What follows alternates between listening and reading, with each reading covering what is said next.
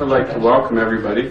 I brought you here to our crematorium that I myself am in charge of and operating, and I wanted you to experience what a modern crematory is, and rather than explain with a lot of words, I preferred that I demonstrate, so we decided to videotape this evening just so that you can get a very good picture as to what we're dealing with here.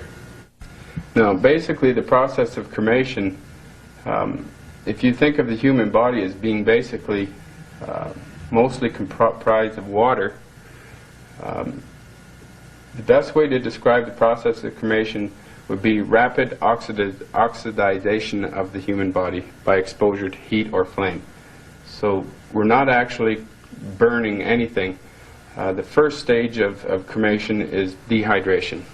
Okay? We have to burn off all the water, okay, by evaporation, which is a cleaner part of the cremation because water just produces steam, which doesn't pose a problem.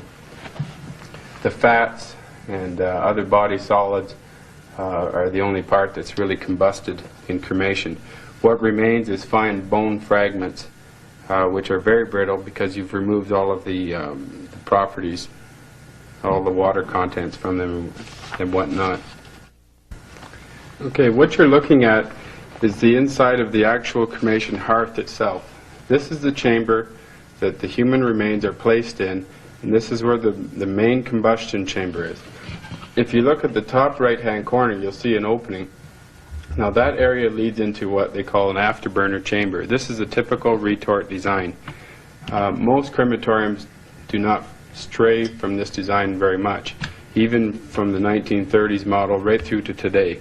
So the modern crematory actually in the hearth itself hasn't changed. The only thing that's really changed is the control of the draft. The burners are different. In this one we're using natural gas. Some use oil. The older models, particularly in the 30s, they were fired by coal. Now, in this one, the human remains are exposed directly to flame. In the coal-fired model, the heat is usually radiated. In other words, the heat is from underneath the floor.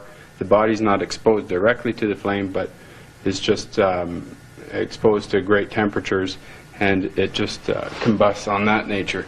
They are quite a bit slower than these ones because of the nature that we're using gas-fired jets, and we can expose the body directly to the flame. You'll see the brick is flaking just over here at the side. You can see how fragile it is. I can just reach in and knock some of this down. Okay, that's normal spalling. Okay, the brick from the heat just begins to flake a little bit and a little bit, and that's the way the bricks wear out. Okay, once the brick is worn about halfway through, okay, about 2 inches in, then we have to re-brick the unit. Okay. Now re-bricking the unit means you have to re-brick the whole thing. If you re-brick the sides, quite often you have to re-brick the ceiling. Sometimes in certain cases you may not if you're using an experienced bricker, but typically you're re-bricking the entire machine once you're bricking the sidewalls. Okay, now in a situation where these units are going to go over a major overhaul and repair, it requires a complete shutdown, usually up to 3 days of cooling, okay, before someone can actually go in there and work, because this floor being several feet thick will still radiate quite a bit of heat, even after 3 days. Okay, it gets quite hot in there. Now, in a case where we're tearing out, this unit is fairly simple. The ones that I've seen in the blueprints for Birkenau, they had 5 units of 3 hearth or 3 retorts. Okay, so these are, if you would picture this as being the center one, these 2 walls would be sharing the units next to it. Okay, it would be impossible to brick just one in a situation like that. You'd have to tear out all 3 since they're all connected and sharing these inner walls. Okay, that's quite a big job. This unit takes about a good 3 to 4 days to brick, just one unit. okay, to tear it out and replace the bricks, and then you have a good day to 2 days of a break-in period. Okay. In the case of Birkenau, one of the major problems there, as I mentioned, you'd have to re-brick 3 of them all at the same time, but where a real problem comes in is where all of the units share one stack or one chimney. So in a situation like that, you'd have to shut down all of the units, because you can't operate units even though they don't need re-bricking, because the heat would radiate in from the stack.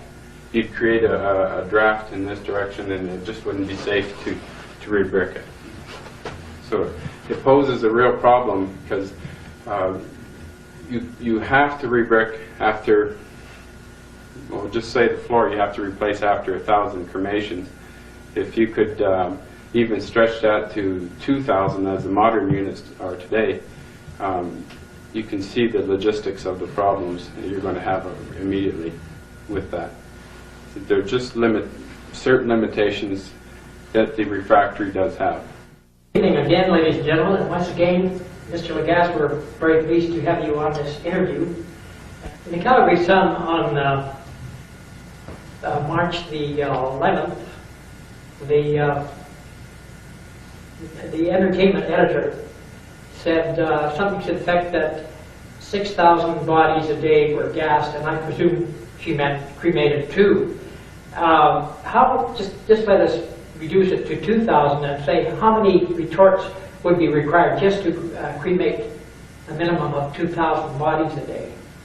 Well, if you could imagine an average 8-hour day, it's possible to do about 3 cremations in that period of time. Extending that over to a 24-hour period, the maximum would be 9 to 10 bodies per day.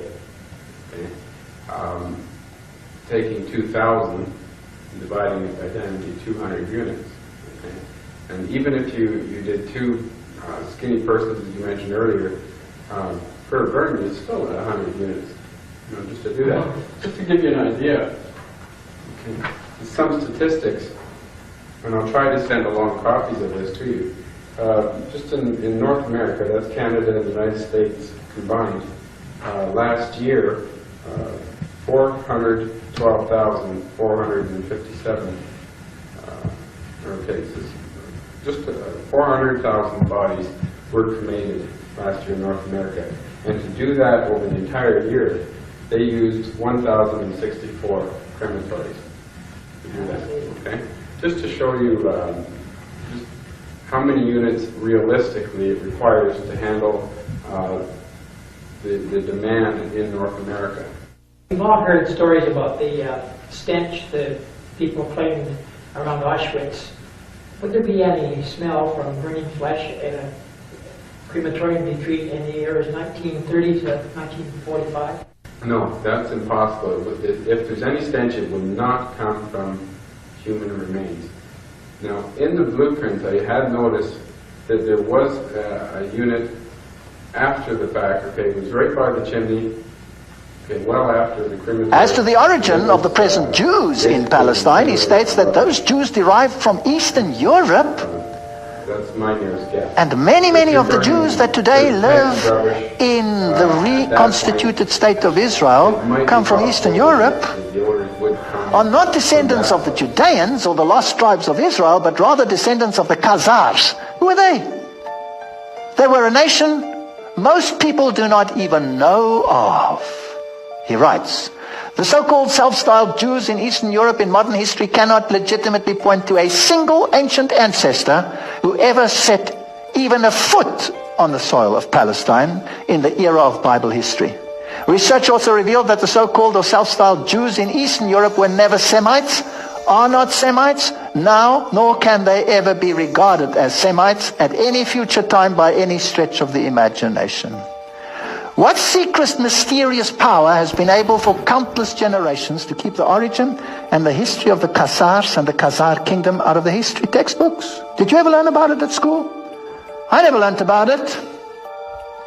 And out of classroom courses in history throughout the world, The origin and the history of Khazars and the Khazar kingdom are certainly incontestable historical facts. You have to do some cross-checking.